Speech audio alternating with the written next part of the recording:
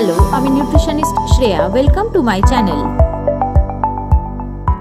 আপনি কি জানেন প্রতিদিন আমরা যেসব খাবার খাই সেগুলোর ভেতরেই লুকিয়ে আছে আমাদের মোটা হওয়ার আসল কারণ। তাই আজকের ভিডিওতে বলবো 5টা খাবার যেগুলো একেবারে বন্ধ করলে ওজন গলে যাবে বরফের মতো।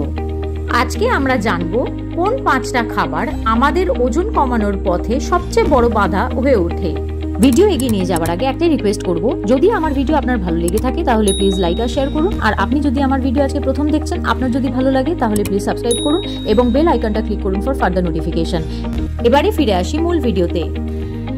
1. Soft drink. এগুলো দেখতে যতই মজা লাগুক, ভেতরে থাকে শুধু চিনি আর এমটি ক্যালোরিজ। এগুলো বন্ধ করলেই ফ্যাট জমা কমতে শুরু করবে। 2. সাদা পাউরুটি।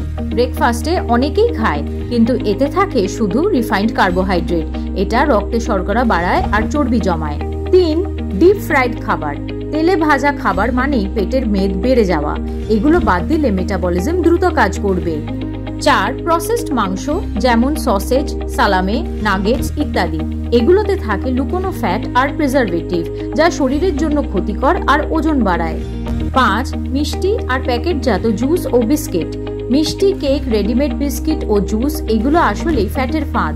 যত কম খাবেন তত দ্রুত শরীর স্লিম হবে। তাহলে আজ থেকে এই 5টা খাবার বাদ দিন আর দেখুন আপনার ওজন কিভাবে গলে যাবে বরফের মতো। আজ এখানে ভিডিওটা শেষ করছি। ভালো লাগলে প্লিজ লাইক, শেয়ার আর সাবস্ক্রাইব করবেন। আর ভিডিওটা কেমন লাগলো সেটা কমেন্ট বক্সে আমায় নিশ্চয়ই জানাবেন। Thanks for watching the video. ভালো থাকুন, সুস্থ থাকুন। দেখা হচ্ছে পরের ভিডিওতে।